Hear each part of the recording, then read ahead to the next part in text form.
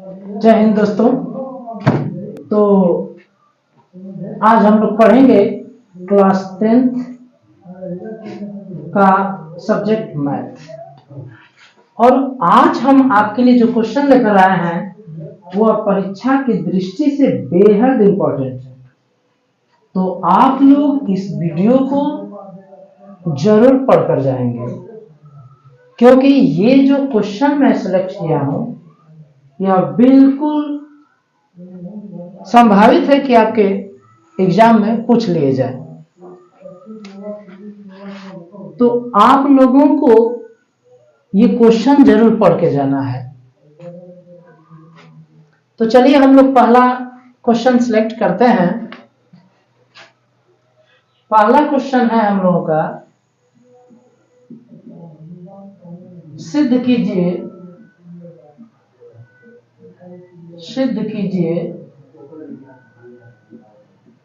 कि कारणिमेट्री एक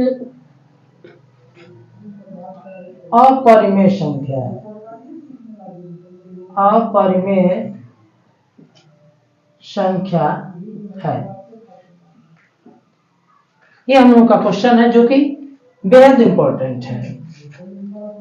और ये भी मैं बता दूं कि ऐसे तमाम क्वेश्चन आपसे पूछ लिए जाएंगे कि सिद्ध कीजिए कि कारणिमेय 2 एक अपरिमेय संख्या है, सिद्ध कीजिए कि कारणिमेय 5 एक अपरिमेय संख्या है। तो बिल्कुल यदि √3 को पूछे, √2 को पूछे, √5 को पूछे, √7 को पूछे, √8 को पूछे, तो बिल्कुल आपको इसी तरह से लगाना है। ठीक है, तो मैं केवल इस क्वेश्चन को सॉल्व करता हूं। यदि आपसे पूछा जाएगा √2 एक अपरिमेय संख्या है तो बिल्कुल ऐसे ही लिखना है आपको। तो चलिए मैं इस क्वेश्चन को सॉल्व करता हूं। सिद्ध कीजिए कि √3 एक अपरिमेय संख्या है, तो हम विरोधाभास विधि द्वारा सिद्ध करते हैं। इसको हम मानेंगे, माना √3 एक परिमेय संख्या है, एक परिमेय संख्या है।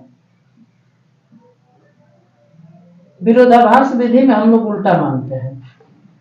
तो हमें सिद्ध करना है कि अपरिमेय संख्या है, तो हमने माना है कि √3 एक परिमेय संख्या है। जब ये अपरिमेय संख्या माने हैं तब इसे a/b के रूप में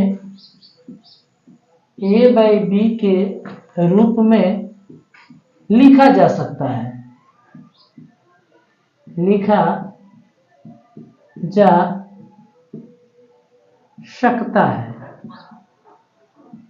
आप जानते हैं कि कोई भी परिमेय संख्या है तो उसे a/b के रूप में लिखा जा सकता है, जहां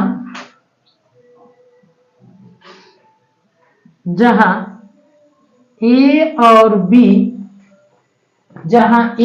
b कैसी संख्याएं होती हैं, जहां a और b पूर्णांक होते हैं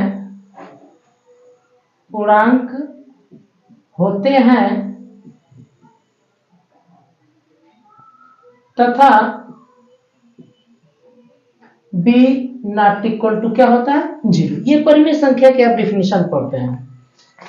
तो जब आप √3 को आपने एक परिमेय संख्या माना है तो परिमेय संख्या को हम a/b के रूप में लिख सकते हैं, और जहां पर उसका हर 0 नहीं होना चाहिए और a और b दोनों क्या होना चाहिए, पूर्णांक होना चाहिए। मैं मान लेता हूं,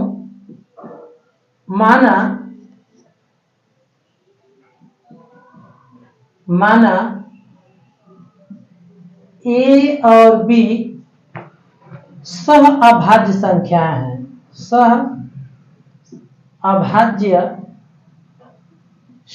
हैं, संख्याएं हैं। हमने ये भी मान लिया है कि a और b जो है वो क्या है, सह अभाज्य संख्या है, अर्थात उनका जो कॉमन फैक्टर है वो केवल क्या है, 1 है। 1 के अलावा और कोई भी कॉमन फैक्टर नहीं है। अतः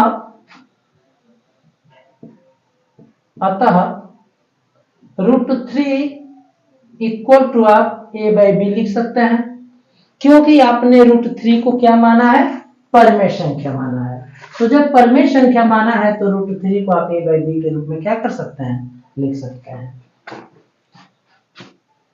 अब मैं क्या करता हूं, दोनों पक्षों का वर्ग कर देता हूं। दोनों पक्षों का वर्ग करने पर दोनों पक्षों का वर्ग किया जाए। √3 का ये वर्ग किया मैं, a² आ गया, ये b² आ गया, ये वर्ग करेंगे, रूट है कैंसिल, ये भाग में इधर आ जाएगा गुणा में, तो a² बराबर 3b² आ जाएगा। यहां से ये पता चला है कि 3 जो है a² का क्या है, गुणनखंड है। 3 a² का गुणनखंड है,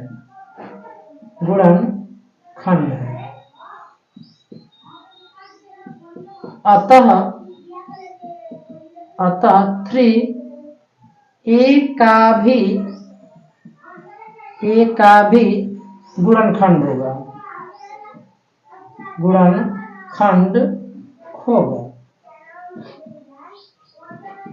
गुणनखंड होगा।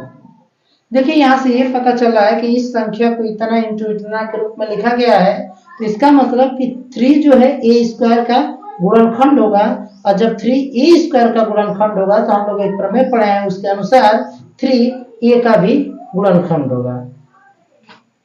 अब यहां से ये पता चल लगा कि 3a का एक क्या है, गुणनखंड है। अतः माना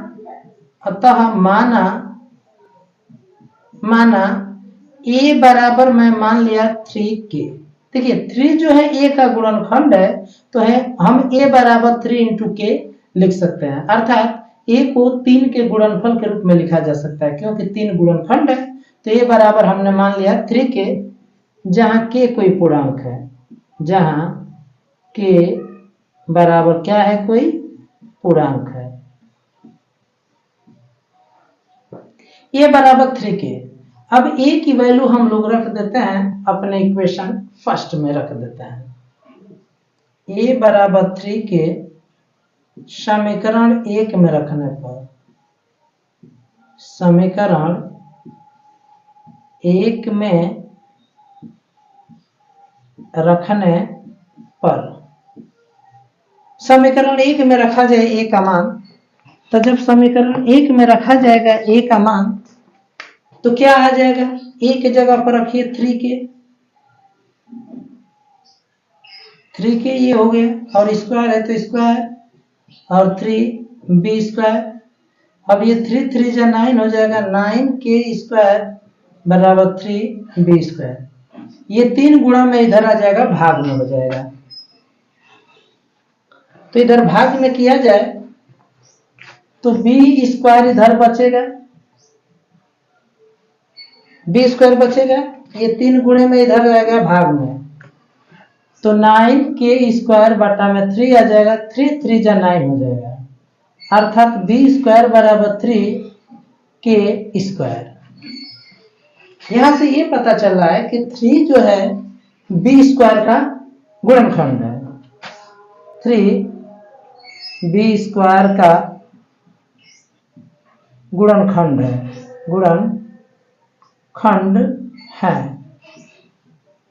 यहां से ये पता चल रहा है कि 3b² का गुणनखंड है, अतः 3b का भी गुणनखंड होगा, 3b का भी गुणनखंड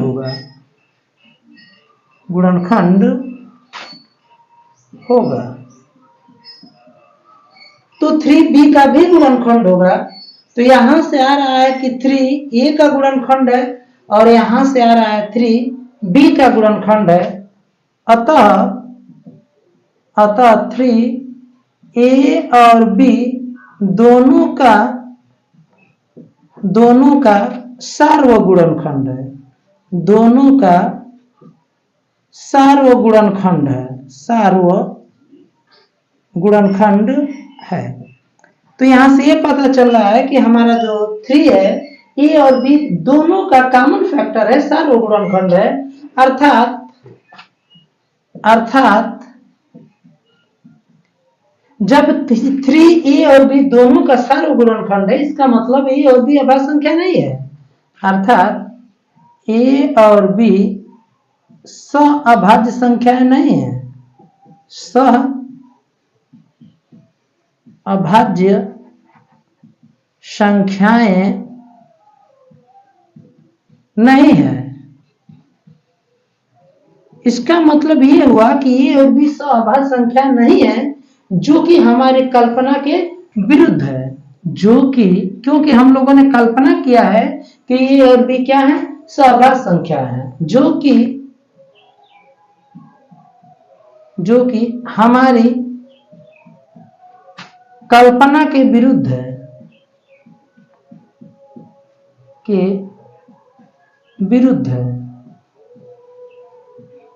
यह हमारी कल्पना के विरुद्ध है कि ए और बी सह-अभाज्य संख्या नहीं है। इसका मतलब यह है कि हमारी कल्पना गलत है, तभी तो यहां पर गलत रिजल्ट आ रहा है। तो सही कल्पना क्या होगा, हमने गलत माना है कि √3 एक परिमेय संख्या है, तो सही कल्पना क्या होगी, √3 एक अपरिमेय संख्या है, जो कि हमारी कल्पना के विरुद्ध है। अतः हमारी कल्पना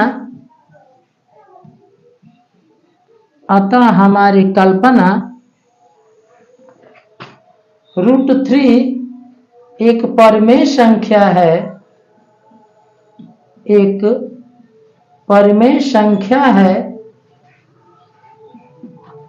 परिमेय संख्या है, गलत है।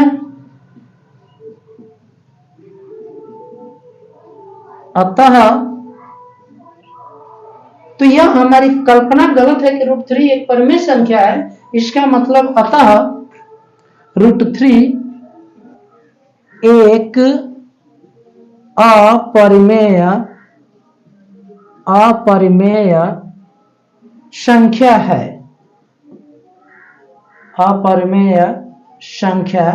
है, तो ये हम लोगों का ये जो क्वेश्चन है वो प्रूव्ड हो चुका है। हम लोग को प्रूव करना था कि √3 एक अपरिमेय संख्या है।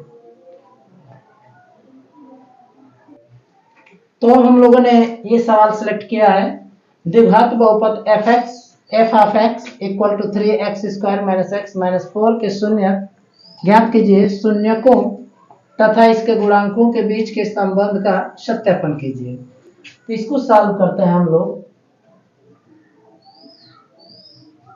आपको पहले इसका शून्यक निकालना है। f(x) equal to 3x² - x - 4 हमें शून्यक निकालना है।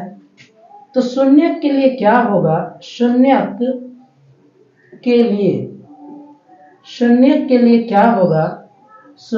लिए f of x की वैल्यू 0 होनी चाहिए। तो हम f of x की वैल्यू क्या करेंगे, 0 करेंगे हम लोग। 3x² - x - 4 equal to 0। अब इसका हम लोग फैक्टर करेंगे, और फैक्टर करने का तरीका 4 × 12, ये हो गया 12 हो गया। इसके बाद इसका फैक्टर करते हैं, 2 × 2 × 3 हो जाएगा। फिर चिन्ह का गुणा करते हैं, यहाँ पर माइनस है यहाँ पर प्लस, तो माइनस का प्लस में गुणा माइनस। इसको ऐसा हम अरेंज करेंगे 2 नंबर में कि घटाने पर यहाँ पर 1 है, 1 आना चाहिए। तो 4 - 3 1 होता है। तो 3x² माइनस, इसको हम लिख सकते हैं -4 - 3, और ये x - 4 इक्वल टू 0। अब इधर से माइनस का मल्टीप्लाई करते हैं और इधर x का मल्टीप्लाई करते हैं, तो क्या आ जाएगा, -x का मल्टीप्लाई आप करिए तो 4x हो जाएगा, और ये माइनस से माइनस में करेंगे प्लस 3x - 4 इक्वल टू 0 हो जाएगा। अब आप इसमें से कॉमन करेंगे और इसमें से, तो इसमें से कॉमन आपका x है, तो कॉमन करेंगे तो 3x - 4 हो जाएगा। यहाँ पर आपका 1 कॉमन है, तो 3x - 4 इक्वल टू 0। अब ये देख रहे हैं आप 3x माइनस 4 कॉमन है, तो 3x माइनस 4 कॉमन है, तो बच जाएगा x प्लस 1 इक्वल टू 0। अब एक बार इसको 0 करिए, एक बार इसको 0 करिए। यदि 3x माइनस 4 इक्वल टू 0, तो यहां से आ जाएगा 3x इक्वल टू 4, तो x इक्वल टू आ जाएगा 4/3 आ जाएगा। या x प्लस 1 इक्वल टू 0 होगा, तो यहां से आप निकालेंगे तो x इक्वल टू आ जाएगा -1। तो इसमें का ये वाला पार्ट हम लोगों ने सॉल्व कर लिया। अब इसमें के अगला पार्ट क्या है, अगला पार्ट हम लोग सॉल्व करते हैं। तो इसमें आगे कह रहा है शून्यकों तथा इसके गुणांकों के बीच में संबंध का सत्यापन करना है। तो चलिए यहां पर कोफिशिएंट क्या है, यहां a इक्वल टू क्या है 3 है, a मतलब x स्क्वायर का गुणांक, और b इक्वल टू क्या है यहाँ पर -1 है, कोफिशिएंट -1 है, और c इक्वल टू क्या है अचल पद -4 है। तो ये हमने कोफिशिएंट निकाल लिया। अब शून्यकों और गुणांकों में क्या रिलेशन होता है, तो शून्यकों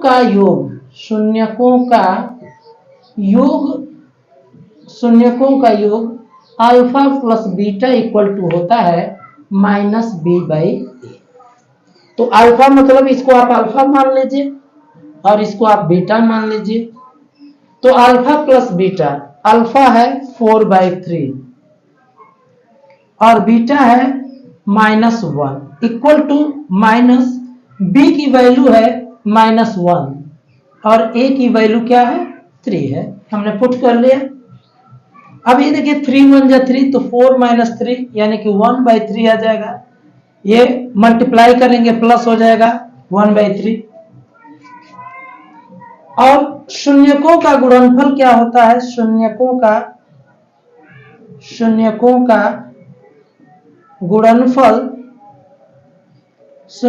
गुणनफल क्या होता है, alpha into beta equal to होता है c/a। तो अल्फा की वैल्यू ये 4/3 और बीटा की वैल्यू -1 और c कांस्टेंट टर्म है -4 और a की वैल्यू है 3। आप मल्टीप्लाई करिए इसका, -4/3 इक्वल टू -4/3। तो आप देख रहे हैं left hand side right hand side बराबर है, यहाँ भी लेफ्ट हैंड साइड और राइट हैंड साइड बराबर है। तो इसका मतलब क्या है कि शून्यकों और गुणांकों के बीच जो संबंध है वो सत्यापित हुआ। अतः शून्यकों तथा गुणांकों के बीच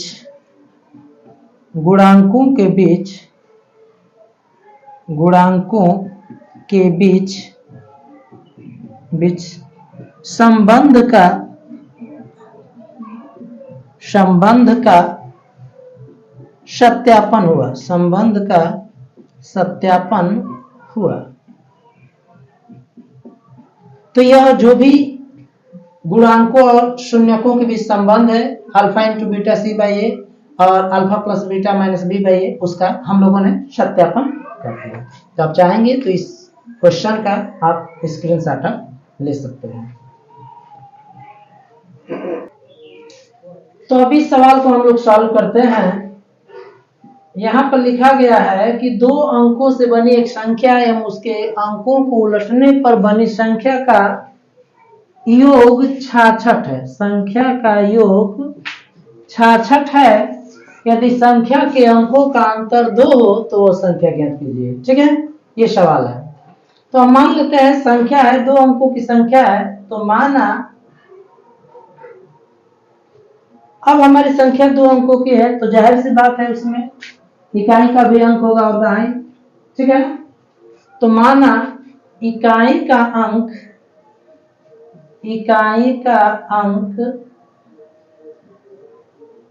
बराबर हम x मान लिया और दहाई का अंक हमने मान लिया y। दहाई का अंक हमने मान लिया y तथा हम ये मान लिए कि x ग्रेटर देन y है। इकाई का अंक दहाई से क्या है, बड़ा है, हमने मान लिया। आप ये भी मान सकते हैं कि दहाई का अंक इकाई से अधिक है। तो हमने मान लिया कि x ग्रेटर देन y है।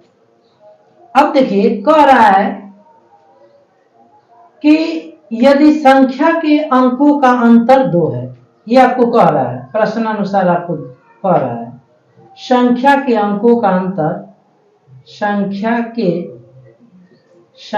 के अंकों का अंतर बराबर 2। तो अंक क्या है, x और y है, y और अंतर का मतलब बड़ा में से हम छोटे को घटाएंगे, अर्थात x minus y equal to हमारा दे रखा है 2। इस समीकरण नंबर 1 हमने मान लिया। कह रहा है कि 2 अंकों से बनी एक संख्या, तो अंकों से बनी संख्या क्या हो जाएगी, अंकों से बनी संख्या क्या हो जाएगी, बनी संख्या हो जाएगी, संख्या दहाई में 10 से हम गुणा करेंगे, यानी कि 10y और प्लस इकाई को जोड़ देंगे x। ये हो गया। उधर कह रहा है कि उसके अंकों को उलटने पर बनी संख्या, तो फिर मैं लिखता हूं अंकों को उलटने पर बनी संख्या। तो अंकों से उलटने पर बनी संख्या क्या हो जाएगी, उलट देना है, तो ये इकाई का अंक हो जाएगा, ये दहाई का अंक। तो दहाई में 10 से हम गुणा करते हैं और इकाई को हम क्या करते हैं, जोड़ देते हैं। इकाई है आपका y, तो y को हमने जोड़ दिया। अब देखिए प्रश्नानुसार कह क्या रहा है, प्रश्नानुसार कह क्या रहा है, प्रश्नानुसार ये कह रहा है कि 2 अंकों से बनी संख्या और उसके अंकों को उलटने से बनी संख्या का योग क्या है, 66 है। ठीक है ना। प्रश्नानुसार ये कह रहा है कि अंकों से बनी संख्या और प्लस अंकों को उलटने से बनी संख्या का योग आपका 66 है।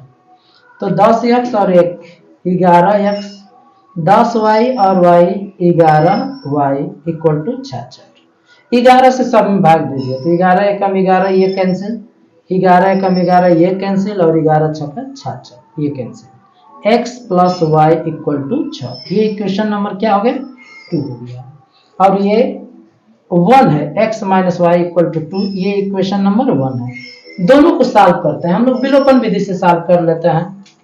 तो इसको जोड़ देना पड़ेगा, जोड़ना पड़ेगा, जोड़ने पर जोड़िए, y से y कैंसिल, x क्या हो जाएगा 2x, 6 2 का हो जाएगा 8, 2 चौके क्या आ जाएगा 8, x इक्वल टू आ गया 4। अब x की वैल्यू समीकरण 1 में रख देते हैं, x बराबर 4 समीकरण 1 में रखने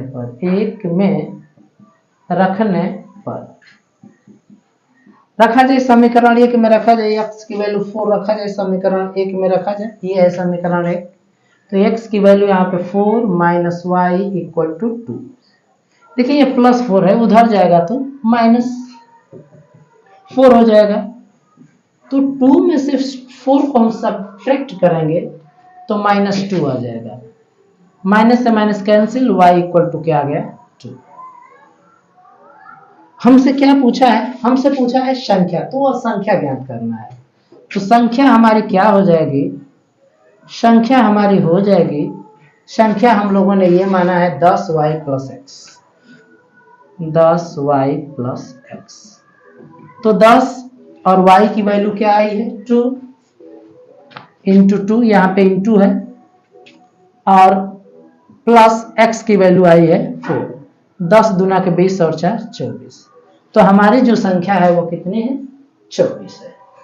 तो ये इस क्वेश्चन का आंसर हो गया। आप चाहेंगे तो इसका स्क्रीनशॉट आप ले सकते हैं। अब हम लोग इन सवालों को हल करते हैं। ये द्विघात समीकरण से दो इंपॉर्टेंट सवाल चुने गए हैं। समीकरण x square minus 7x plus 12 equal to 0 के मूलों के व्युत्क्रमों का योग आपको ज्ञात करना है। आपको दिया गया समीकरण क्या है? दिया गया समीकरण क्या है? तो दिया गया समीकरण है x square minus 7x plus 12 equal to 0। तो हम लोग क्या कर लेते हैं, मूलों का योग निकाल लेते हैं। मूलों का योग, मूलों का योग। तो मूलों का योग अल्फा प्लस बीटा बराबर क्या होता है? Minus B by A.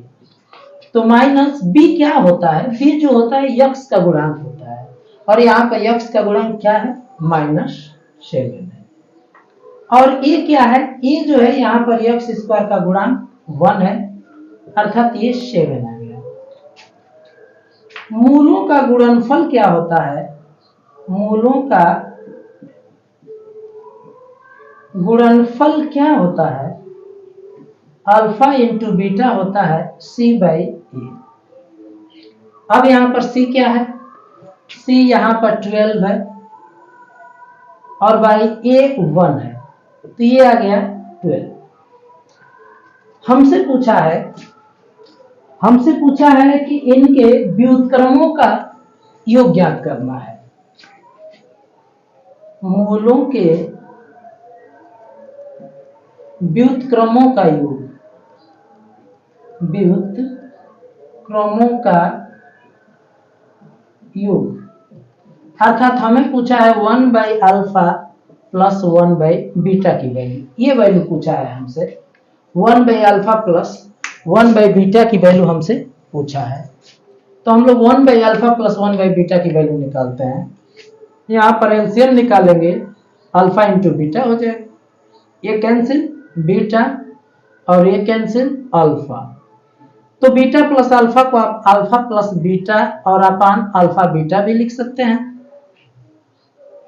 Alpha plus beta की वैल्यू हम लोग निकाल चुके हैं। अल्फा प्लस बीटा ये देखिए 7 है, और अल्फा इंटू बीटा की वैल्यू क्या है? 12 है। तो हमें मूलों के व्युत्क्रमों का योग पता हो गया 7/12। अब इसी में हम लोग 5वें सवाल को हल करते हैं। इसमें कह रहा है कि दो संख्याओं के वर्गों का अंतर 120 है, छोटी संख्या का वर्ग बड़ी संख्या का 8 गुना है, तो दोनों संख्याएं ज्ञात कीजिए। मान लेते हैं बड़ी संख्या x है, माना बड़ी संख्या हम मान लेते हैं x। बड़ी संख्या हमने मान लिया x और छोटी संख्या हमने मान लिया y। ठीक है, इसका मतलब ये है कि x ग्रेटर देन क्या? y। हमने बड़ी संख्या x मान लिया, छोटी संख्या y मान लिया। तो लिखा है कि दो संख्याओं के वर्गों का अंतर 180 है। वर्गों का अंतर, ठीक है ना? लिखा है संख्याओं के वर्गों का अंतर, संख्याओं के वर्गों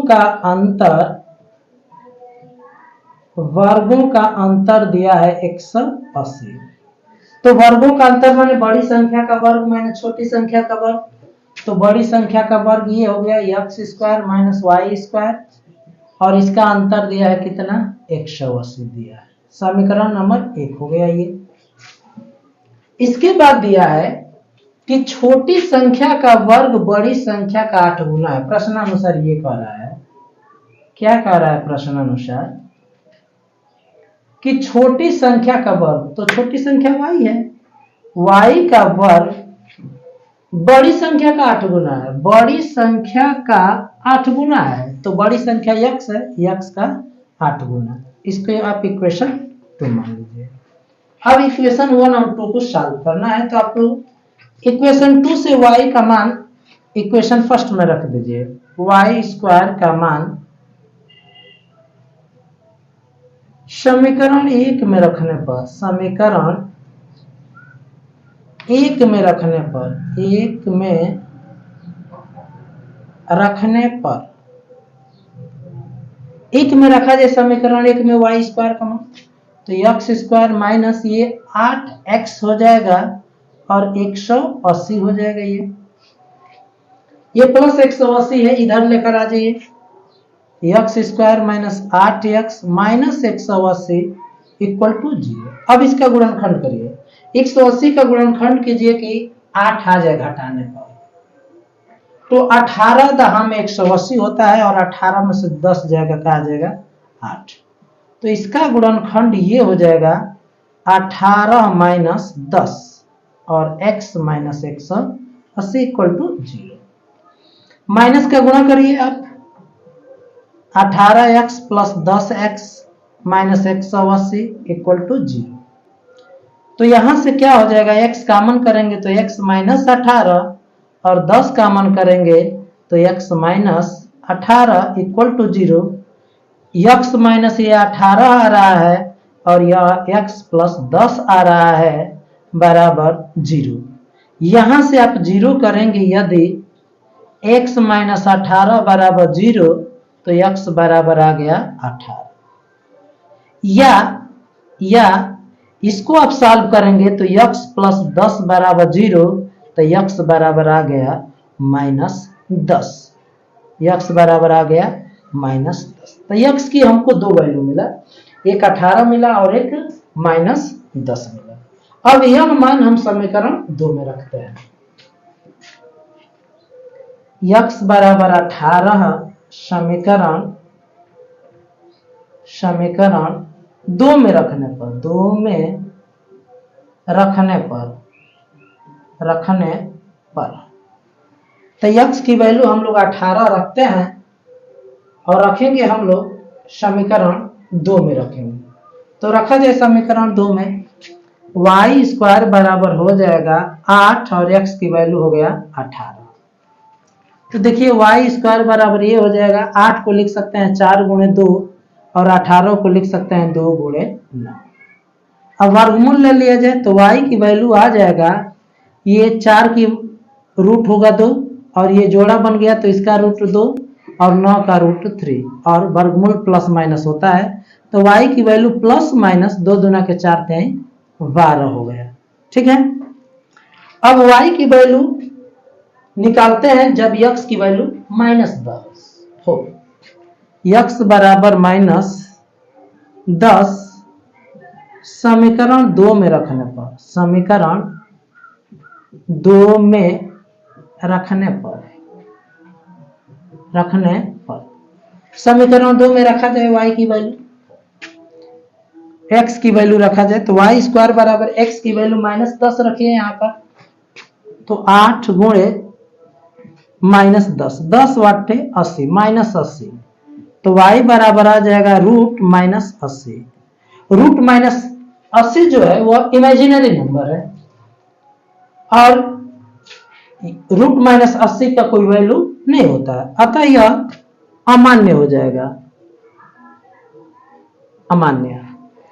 तो हमारी संख्याएं क्या हो जाएंगी, अतः संख्याएं हमारी क्या हो जाएंगी, हमारी संख्याएं हो जाएंगी x की वैल्यू 18 और y की वैल्यू 12 हो जाएगा, या फिर x की वैल्यू 18 और y की वैल्यू हो जाएगा यहाँ पर माइनस 12।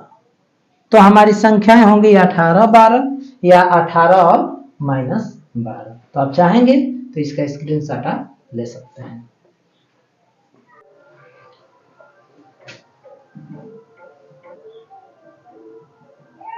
ये समांतर श्रेणी से दो इंपॉर्टेंट क्वेश्चन चुने गए हैं, तो इनको देखते हैं। पूछा है क्या समांतर श्रेणी 11 8 5 2 का एक पद माइनस 150 है।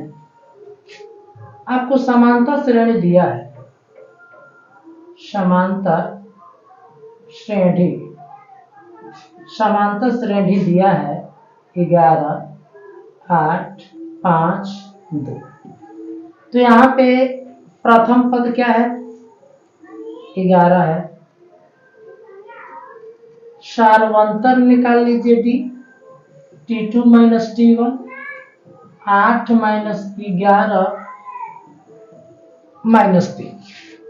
कह रहा है कि क्या एक पद माइनस 150 है, हमें नहीं पता, तो मान लेते हैं हाँ ये ना पद 150 है। माना दी गई श्रेणी का nवां पद 150 माइनस 150 है, ये हमने मान लिया। तो nवां पद यानी Tn बराबर माइनस 150 हो जाएगा। Tn का सूत्र क्या होता है, a plus n minus 1 into D बराबर ये है माइनस 150। तो a की वैल्यू है ये 11 है, n की वैल्यू हमको निकालना है और d की वैल्यू हम लोगों को दिया है -3 इक्वल टू -150। ये प्लस 11 है, उधर जाएगा -11। 150 माइनस 11 ऐड करेंगे, इसको चिन्ह समान है 1, 5.6 और 1, बड़े वाला नंबर का चिन्ह रखेंगे माइनस। ये -3 गुणे में है, इधर आएगा भाग में, डिवीजन में हो जाएगा, ये कैंसिल हो जाएगा। ये -1 है, उधर जाएगा +1,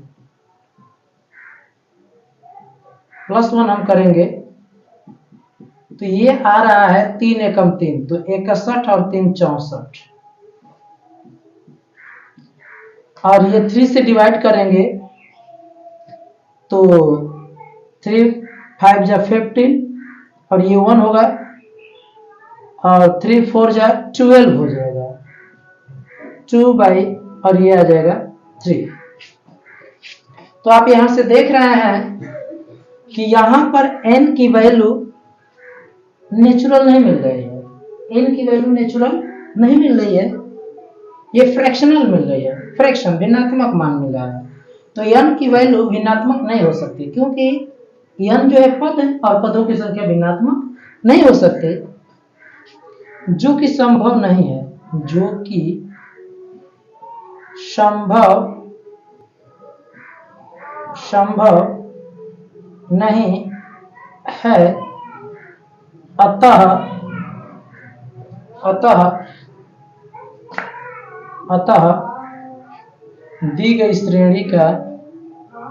अतः दी गई श्रेणी का कोई भी पद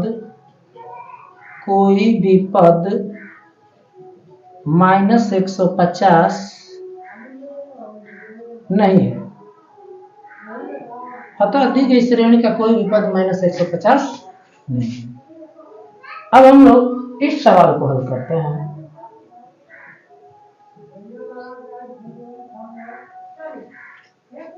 लिखा है n के किस मान के लिए दोनों समांतर श्रेणियों के nवें पद बराबर होंगे। तो आपको पहली श्रेणी क्या दी गई है, पहली श्रेणी दी गई है, ये दिया है 63, 65, 67 ये। तो इसका प्रथम पद 63 है, सार्वंतर निकाल लिया जाए T2 माइनस T1 से, तो 65 माइनस 63 यानी कि 2 आ रहा है। दूसरी श्रेणी क्या दी गई है, दूसरी श्रेणी देगी है 3, 10, 17, तो A2 बराबर क्या है 3, D2 निकाल लिया जाए तो 10 माइनस 3 7 हो गया। कह रहा है दोनों समांतर श्रेणियों के nवां पद बराबर है, यानी Tn1 बराबर है Tn2, यानी कि पहली श्रेणी का nवां पद और दूसरी श्रेणी का nवां पद क्या है, बराबर है। तो Tn1 का हो जाएगा A1 plus n minus 1 into D1, Tn2 का हो जाएगा A2 plus n minus 1 into D2। A1 की वैल्यू 63 है, n माइनस वन, d1 की वैल्यू कितना है, 2 है, a2 की वैल्यू 3 है, n माइनस वन, और d2 की वैल्यू कितना है, 7 है। अब इसी को हम लोग सॉल्व करते हैं। तो मैं 2 से गुणा कर रहा हूं, ये 2n हो जाएगा, -2 और 3 ये गुणा करेंगे तो 7n माइनस 7 हो जाएगा। अब ये 2n को मैं उधर लेकर चला जाता हूं, ये +3 है, इधर आएगा -3, -7 है, इधर आ गया +7, 7n और ये +2n है, उधर चला जाएगा -2n। तो देखिए ये 3 to 5 हो जाएगा और ये 7, तो 7 में से 5 चला जाएगा +2, और 7n में से 2n चला जाएगा 5n, और 63 और 2 65 और अपन 5 हो जाएगा n। तो ये कैंसिल आउट करेंगे तो n इक्वल टू हो जाएगा 13 × 5 = 65 होता है, ठीक है ना, 13 5 जब 65 होता है तो 13 आ जाएगा, तो n की वैल्यू क्या आ जाएगी, 13 आ जाएगी। तो ये इन दोनों सवालों का कंप्लीट सॉल्यूशन है।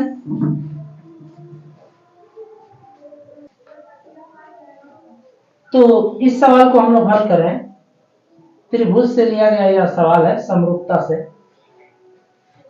सिद्ध कीजिए कि एक त्रिभुज की एक भुजा के मध्य बिंदु से होकर दूसरी भुजा के समांतर खींची गई रेखा तीसरी भुजा को समद्विभाजित करती है। आपको क्या दे रखा है, दे रखा है कि जैसे ये एक त्रिभुज है ABC, और कह रहा है कि एक त्रिभुज की एक भुजा के मध्य बिंदु से, इसका मध्य बिंदु मैं मान लेता हूं कि D है, इसके मध्य बिंदु से हम इस BC के समांतर रेखा खींच रहे हैं, ये मध्य बिंदु है, और BC के समांतर हम खींच रहे हैं, तो कह रहा है कि यह तीसरी भुजा को भी क्या करेगा, समद्विभाजित करेगा। तो त्रिभुज ABC में क्या है भाई, DE जो है, D AB के मध्य बिंदु, AB के मध्य बिंदु D से और DE समांतर BC खींचा गया है, और DE समांतर क्या खींचा गया है, BC खींची गई है। हमारा यह जो D रेखाखंड है वह AB के मध्य बिंदु और इस दूसरी भुजा के क्या है, समांतर है। हमें यह सिद्ध करना है कि जो यह E है वह AC का मध्य बिंदु है, अर्थात जो यह रेखाखंड हम खींच रहे हैं तीसरी भुजा को क्या कर रहा है, समद्विभाजित कर रहा है। ये हमें क्या करना होगा, सिद्ध करना होगा, ठीक है।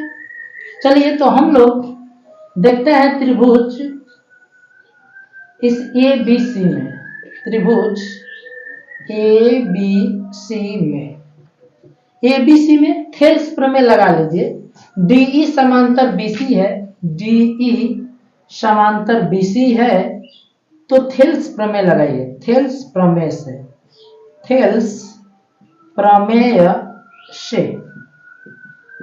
प्रमेय से क्या हो जाएगा, AD बटा में DB बराबर AE बटा में EC। AD और DB ये दोनों बराबर है, AD और DB बराबर है, चूंकि AB का मध्य बिंदु है,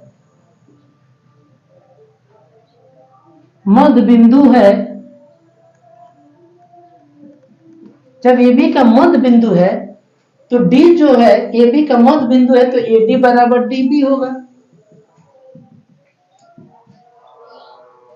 तब इसमें रख दीजिए, AD के जगह पर DB रखिए, बटा में DB हो जाएगा बराबर AE बटा में EC, कैंसिल हो जाएगा, 1/1 इक्वल टू AE बटा में EC, क्रॉस मल्टीप्लाई करिए तो AE बराबर EC, ये आ रहा है ए बराबर इसी आ रहा है, ए और इसी बराबर है, अर्थात ई इसी का मध्य बिंदु है, अर्थात ई एसी का मध्य बिंदु है, एसी का मध्य बिंदु है, मध्य बिंदु है। अतः जब यह मध्य बिंदु है, इसका मतलब डी जो है वह तीसरी भुजा को क्या कर रही है, समद्विभाजित कर रही है। अतः डीई तीसरी भुजा एसी को समद्विभाजित करती है, समद्विभाजित करती है। तो हमें यही प्रूव करना था, हेंस प्रूव्ड।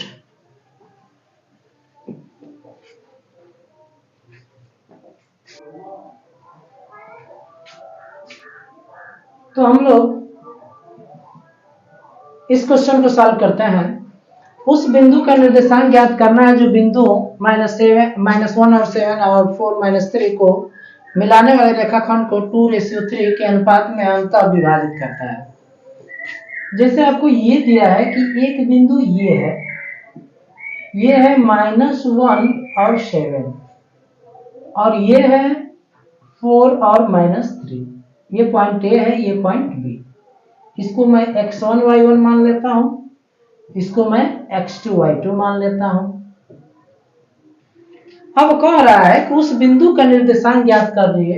मैं मान लेता हूं बिंदु C है और इसका निर्देशांक क्या है, x और y है, जो इस रेखाखंड को 2:3 के अनुपात में क्या कर रहा है, अंततः विभाजित कर रहा है। तो हमें इसी बिंदु का निर्देशांक ज्ञात करना है।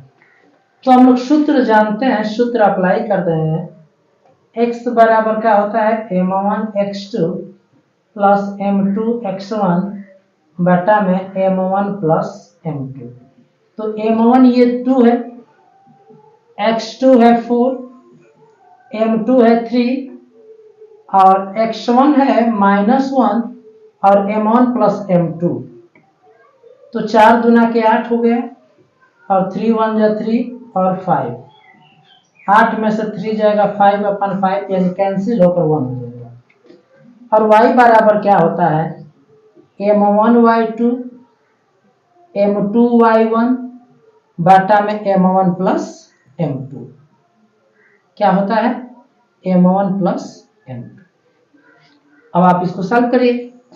तो m1 की वैल्यू क्या है, m1 की वैल्यू आप यहां पर देखिए 2, y2 की वैल्यू -3, m2 की वैल्यू 3, y1 की वैल्यू 7 और m1 प्लस m2 2 प्लस 3।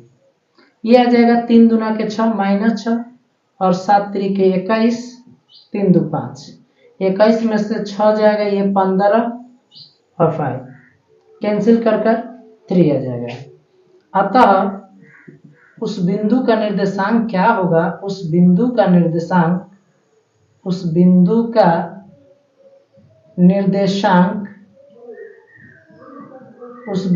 निर्देशांक हो रहा है x y बराबर क्या आ रहा है, x की वैल्यू 1 और y की वैल्यू 3।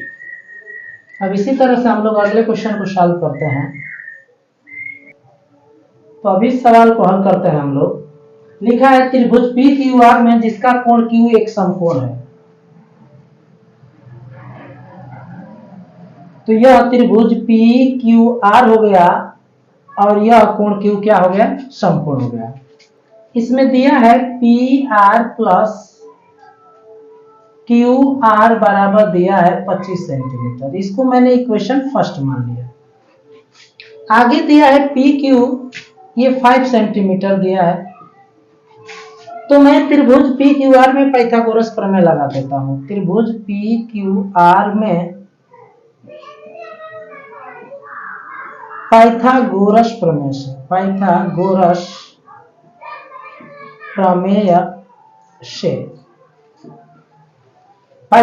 प्रमेय से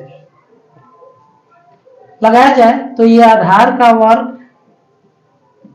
प्लस लंब का वर्ग और इक्वल टू होगा कर्ण का वर्ग।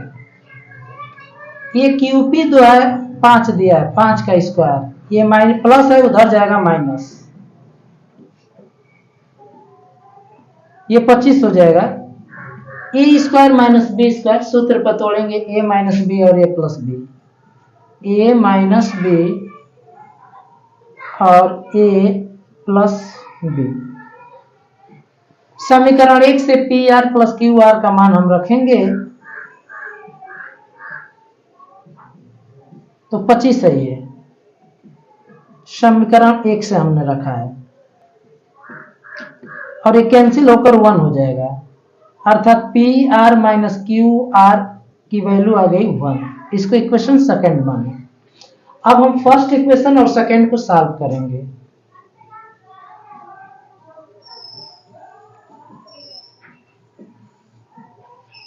अब इसको आप जोड़िए, जोड़ा जाए,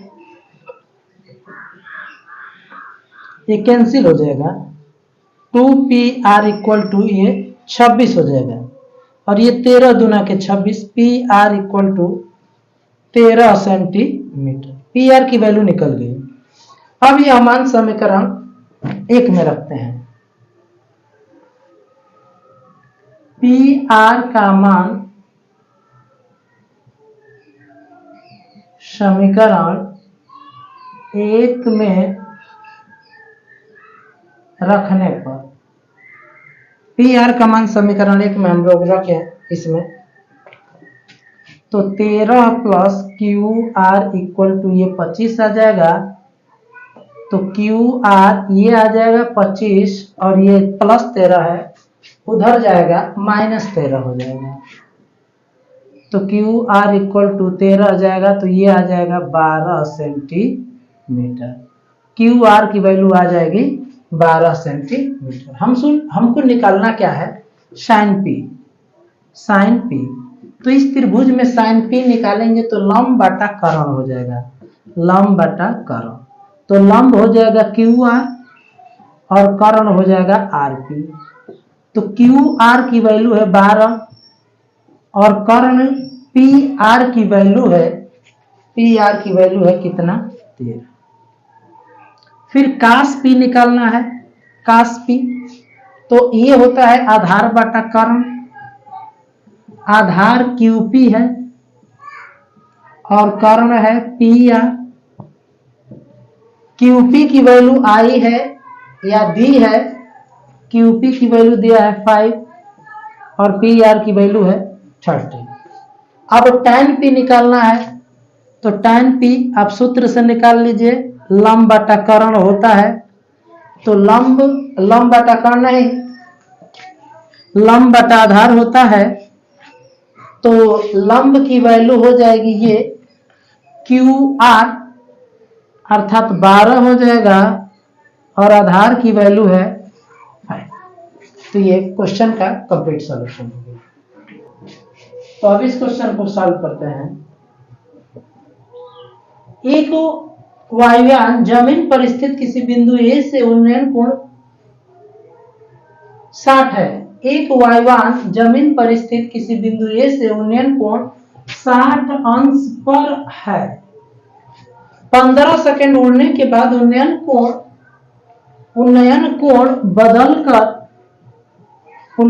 बदलकर 30 अंश हो जाता है। यदि वायुयान 1500 कर्ण में 3 मीटर के एक निश्चित ऊंचाई पर उड़ रहा हो तो उसकी चाल किलोमीटर प्रति घंटा में ज्ञात करना है। तो देखिए कह रहा है कि एक वायुयान है, मान लीजिए यहाँ पर बिंदु बी पर एक वायुयान है, यहां से जमीन पर एक बिंदु ए है, ये जमीन है, जमीन पर बिंदु ए से इसका उन्नयन कोण क्या है, 60 है। अब यह वायुयान 15 सेकंड उड़ रहा है और मान लेते हैं बिंदु सी पर चला जाता है 15 सेकंड बाद, और यहां से मैंने लंब डाल दिया, ये m मैंने लंब डाल दिया। यह जो ऊंचाई है, वायुयान की ऊंचाई है 1500 कर्ण में 3 मीटर है। फिर आगे कह रहा है कि 15 सेकंड उड़ने के बाद इसका जो उन्नयन कोण है, उन्नयन कोण, ये उन्नयन कोण क्या हो जा रहा है, 30 हो जा रहा है, 30 हो जा रहा है। y1 की ऊंचाई तो सेम रहेगी क्योंकि निश्चित ऊंचाई पर उड़ रहा है, यह मैं यह मान लेता हूं। तो हमें कह रहा है कि उसकी चाल किलोमीटर प्रति घंटा में ज्ञात करना है। तो उसकी चाल बराबर होगा दूरी बटा समय, तो ये दूरी हमें निकालना होगा और समय हमको पता है, तो दूरी हमें BC निकालना है।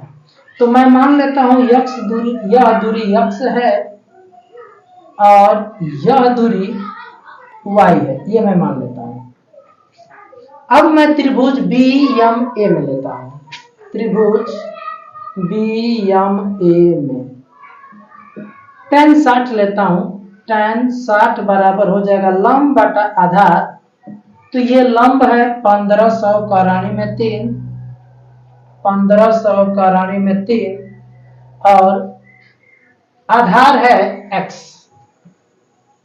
tan 60 का मान कितना होता है, √3 होता है और यह 1500 √3 बाई x, √3 बन जाए, ये कैंसिल हो जाएगा, तो x इक्वल टू आ जाएगा 1500 मीटर, x की वैल्यू आ गई। अब मैं त्रिभुज CNA में लेता हूं, त्रिभुज CNA में, अब इसमें मैं tan 30 लेता हूं, tan 30 बराबर लंब बटा आधार, तो इसके लिए लंब हो जाएगा 1500 का रानी में 3, लेकिन आधार हो जाएगा x प्लस y। tan 30 का मान होता है 1/√3, ये है 1500 √3 अपान x की वैल्यू ये आया है 1500 और प्लस 1, इसका इसमें गुणा करेंगे तो 3 होगा और 15 क्या 45, यानी 4500, या प्लस 1500 इधर आएगा, माइनस 1500 बराबर y, तो y की वैल्यू आ गई 3000 मीटर, 3000 मीटर आ गया। अब हमें वायुयान की चाल निकालना है, वायुयान की चाल, तो चाल बराबर होता है दूरी बटा समय, तो वह कितना दूरी तय किया है y, और y की वैल्यू आया है 3000 मीटर और समय है 15 सेकंड। लेकिन हमें मीटर प्रति सेकंड में चाल नहीं ज्ञात करना है, किलोमीटर प्रति घंटा में ज्ञात करना है, तो इसको किलोमीटर में बदलेंगे तो 1000 से भाग दे देंगे, तो यह किलोमीटर में बदलेगा, और इसको 3600 से भाग दे देंगे तो यह घंटा में बदल जाएगा। अब भिन्न का भाग है, पलट जाएगा, यह पलट दीजिए, 3600 अपन 15, ये हो जाएगा किलोमीटर प्रति घंटा, ये 1 2 1 2 खत्म और 1 से 1 खत्म, ये आ जाएगा 15 दूना के 30 20, 36 दूना के 72, 720 किलोमीटर प्रति घंटा। अतः वायुयान की चाल, अतः वायुयान की चाल कितना हो जाएगी, 720 किलोमीटर प्रति घंटा है। तो हमें वायुयान की चाल ही निकालना था जो कि 720 किलोमीटर प्रति घंटा है। अब हम लोग पढ़ते हैं अपने अगले सवाल को, और अगला सवाल क्या है, सिद्ध कीजिए कि वृत्त के बाह्य बिंदु से खींची गई स्पर्श रेखाओं की लंबाइयां समान होती है। तो मान लेते हैं एक आपको ये वृत्त दिया है जिसका केंद्र मान लेते हैं O है, वृत्त के बाहर दो बिंदु हैं A और यहां से दो स्पर्श रेखाएं खींची जाती हैं, दो स्पर्श रेखाएं खींची जा रही हैं, ए बी और ए सी। तो मान लेते हैं, माना एक वृत्त जिसका केंद्र क्या है, जिसका केंद्र O है, जिसका केंद्र O है। वृत्त के बाह्य बिंदु A से, वृत्त के बाह्य बिंदु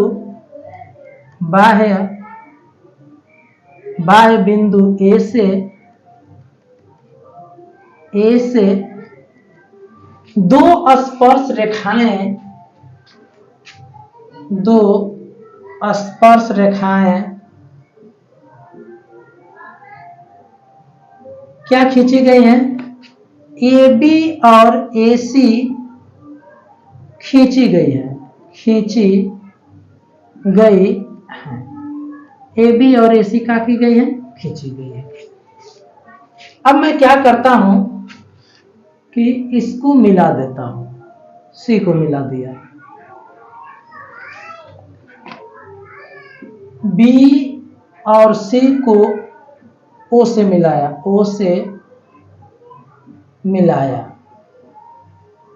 मिला दिया, ठीक है। O को A से भी मिलाया तथा O को A से मिलाया, A से मिलाया। अब यहां पर दो त्रिभुज बन रहा है, एक OBA बन रहा है, OBA, और त्रिभुज OCA बन रहा है, OCA। ये दो त्रिभुज बन रहा है। अब कोण C बराबर कोण B होगा, कोण B बराबर होगा कोण C। क्यों? प्रत्येक समकोण है, प्रत्येक क्या है, समकोण है। क्यों भाई समकोण है? क्योंकि जो वृत्त की त्रिज्या होती है स्पर्श रेखा पर लंब होती है। यहां पर कारण आप लिख सकते हैं, वृत्त की त्रिज्या स्पर्श रेखा पर लंब होती है, स्पर्श रेखा पर लंब होती है, लंब होती है। अब OC बराबर OB है, OC बराबर OB या OB बराबर OC है। क्यों? एक ही वृत्त की त्रिज्या है, एक ही वृत्त की त्रिज्याएं हैं, एक ही वृत्त की क्या है, त्रिज्याएं हैं। OA बराबर OA है, ये उभयनिष्ठ है, उभयनिष्ठ है। अब यहां पर देख रहे हैं कि ये दो समकोण त्रिभुज हैं, एक भुजा और कर्ण बराबर है, एक भुजा और कर्ण बराबर है, तो सकभु से RH से ये दोनों त्रिभुज सर्वांगसम हो जाएंगे। त्रिभुज OBA सर्वांगसम होगा त्रिभुज OCA के। जब सर्वांगसम होगा तो सारे अंग बराबर हो जाएंगे, तो AB बराबर का हो जाएगा AC। क्यों? CPCT से।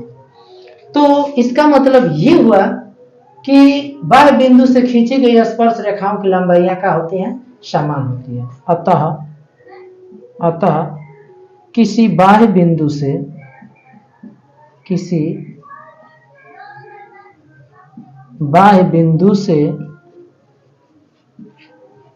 वृत्त पर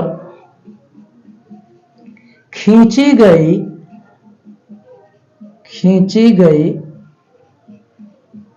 स्पर्श रेखाओं की लंबाइयां स्पर्श रेखाओं की लंबाइयां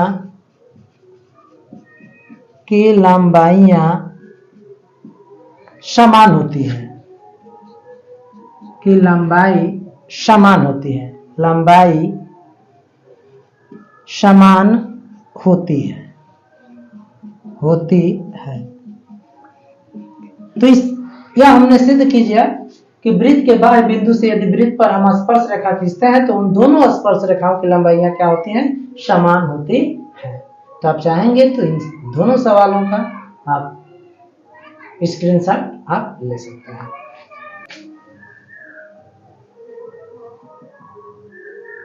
दस सेंटीमीटर त्रिज्या वाले एक वृत्त की कोई जीवा वृत्त पर समकोण अंतरित करती है तो ज्ञात करना है संगत लघु वृत्तखंड का क्षेत्रफल और संगत दीर्घ वृत्तखंड का क्षेत्रफल, और पाई का मान 3.4 यूज करना होगा। तो देखिए ये वृत्त हो गया, मान लेते हैं वृत्त का केंद्र O हो गया, इसमें एक जीवा है, ये मान लेते हैं AB है, और यह वृत्त के केंद्र पर समकोण अंतरित कर रही है, 90 अंश का कोण बना रही है। तो हमें कह रहा है कि संगत लघु वृत्तखंड का क्षेत्रफल ज्ञात करना है, इसका क्षेत्रफल ज्ञात करना है, और वृत्त की त्रिज्या जो है वह 10 सेंटीमीटर है, ये भी 10 सेंटीमीटर, यह भी 10 सेंटीमीटर। तो त्रिज्यखंड OAB का क्षेत्रफल हम लोग निकाल लेते हैं। त्रिज्यखंड OAB का क्षेत्रफल निकालते हैं। तो त्रिज्यखंड AOB का क्षेत्रफल क्या हो जाएगा, थीटा बटा में 360 पाई r स्क्वायर। तो थीटा का मान 90 बटा में 360 और पाई का मान 3.14 और r का स्क्वायर, r है 10, तो 10 गुणे 10, ये खत्म, 9 चौके 36 हो जाएगा, ये 4, तो 3.14 और गुणे 10 और बटा में 4। ये जब 10 से गुणा करेंगे तो 2 अंक पर ये दशमलव है, खत्म हो जाएगा। 2 से कटा देते हैं तो 2 एकम 2, 2 पाँचे 10 हो जाएगा और 2 साते 14 हो जाएगा, अपान 2 आ जाएगा। अब इसको हल करेंगे तो 2 साते 14, 2 आठे 16, 2 पाँचे 10, 78.5 सेंटीमीटर स्क्वायर आ गया। अब हम इस त्रिभुज का क्षेत्रफल निकाल लेते हैं। त्रिभुज OAB का क्षेत्रफल, OAB का क्षेत्रफल तो कैसे निकलेगा, समकोण त्रिभुज है तो 1/2, आधार भी 10 है और लंब भी 10 है, 2 पाँचे 10, 10 पाँचे 50 सेंटीमीटर का क्या हो जाएगा, स्क्वायर। तो हमसे संगत लघु वृत्तखंड का क्षेत्रफल पूछ रहा है। पहला सवाल पूछ रहा है संगत लघु वृत्तखंड का क्षेत्रफल, लघु वृत्तखंड का क्षेत्रफल कैसे निकलेगा। तो क्या करेंगे, जो त्रिज्यखंड का क्षेत्रफल है उसमें से हम घटा देंगे समकोण त्रिभुज का क्षेत्रफल, तो घटाएंगे तो ये आ जाएगा 28.5 सेंटीमीटर स्क्वायर। फिर इसी में पूछा है हम लोगों को संगत दीर्घ वृत्तखंड का क्षेत्रफल, दूसरा पूछा है संगत दीर्घ वृत्तखंड का क्षेत्रफल, दीर्घ वृत्तखंड का क्षेत्रफल, वृत्तखंड का क्षेत्रफल। तो क्या करेंगे, वृत्त के क्षेत्रफल में से लघु वृत्तखंड का क्षेत्रफल घटा देते हैं, वृत्त का क्षेत्रफल माइनस लघु वृत्तखंड का क्षेत्रफल, लघु वृत्तखंड का क्षेत्रफल। तो वृत्त का क्षेत्रफल पाई r स्क्वायर होता है और लघु वृत्तखंड का क्षेत्रफल ये हम लोग निकाले हैं। तो पाई का मान 3.14 गुणे r का मान 10 गुणे 10 और ये आ जाएगा 28.5 सेंटीमीटर स्क्वायर। गुणा करेंगे तो ये आ जाएगा 314 सेंटीमीटर स्क्वायर और ये हो जाएगा 28.5 सेंटीमीटर स्क्वायर। अब इसको घटा देते हैं तो 314 में से हम घटाते हैं 28.5, 10 में से 5 जाएगा 5, 13 में से 8 जाएगा 5 और यहाँ पे 10 में से 2 जाएगा 8 और ये आ जाएगा आपका। ठीक है, तो ये आ रहा है 285.5 सेंटीमीटर स्क्वायर। ये 10 में से 5 जाएगा 5, ये हासिल लेगा, 13 में से 8 जाएगा 5, 10 में से 2 जाएगा 8 और ये 10। तो इसके दोनों सवाल हल हो गए हैं। ठीक है, अब हम लोग इस सवाल को हल करते हैं। दो घनों जिनमें से प्रत्येक का आयतन 64 सेंटीमीटर क्यूब है।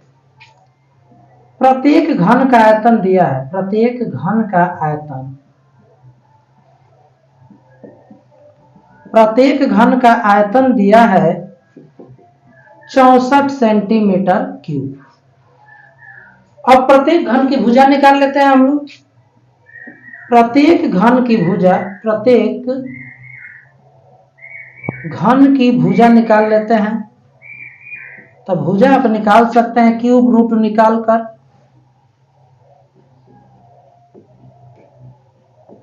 निकाल दिया जाए तो ये आ जाएगा 64 का हो जाएगा 4 सेंटीमीटर। अब कह रहा है कि संलग्न फलकों को मिलाकर एक ठोस बना दिया जाता है। तो जैसे दो घन है, ये दो घन है,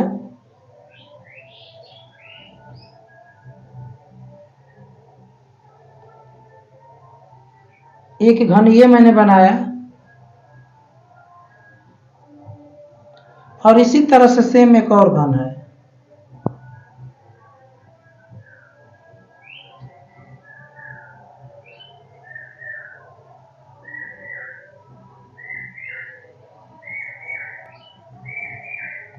ये घन है। अब इन दोनों घनों को मिलाकर एक ठोस बनाया जाता है और यह घनाभ मिलेगा। तो इस घनाभ का हमें पृष्ठीय क्षेत्रफल ज्ञात करना है। तो ये दोनों घन की भुजा जो है 4 सेंटीमीटर है, ये भी 4 सेंटीमीटर है, ये ऊंचाई भी 4 सेंटीमीटर, ये और ये चौड़ाई भी 4 सेंटीमीटर, क्योंकि घनाभ की लंबाई चौड़ाई ऊंचाई बराबर होती है। तो जो घनाभ बना है, दोनों घनों को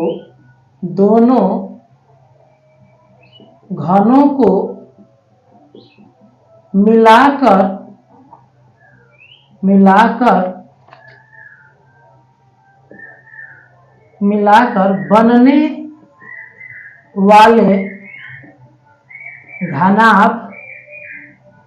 घनाभ की लंबाई कितनी हो जाएगी? लंबाई हो जाएगी 8 सेंटीमीटर, ऊंचाई तो 4 सेंटीमीटर हो गए और चौड़ाई भी कितना होगा? 4 सेंटीमीटर। हमसे पूछ रहा है कि पृष्ठीय क्षेत्रफल ज्ञात कीजिए। पृष्ठीय क्षेत्रफल, घनाभ का पृष्ठीय क्षेत्रफल, घनाभ का पृष्ठीय क्षेत्रफल। तो घनाभ का पृष्ठीय क्षेत्रफल का सूत्र क्या होता है? 2 कोष्टक में LB plus BH plus HL। अब वैल्यू रखते हैं हम लोग। 2LB, L और B, BH, HL, 8 चौके ये 32 हो जाएगा, 4 चौके 16 हो जाएगा, 8 चौके 32 हो जाएगा। तो ये आ जाएगा 6 2 8 2 10 को 0 हासिल 1, 3 3 6 1 7 1 8 और 80 दूना के 160 सेंटीमीटर स्क्वायर। तो जो घनाभ बनेगा उसका जो पृष्ठीय क्षेत्रफल हो रहा है वो आ रहा है 160 सेंटीमीटर स्क्वायर।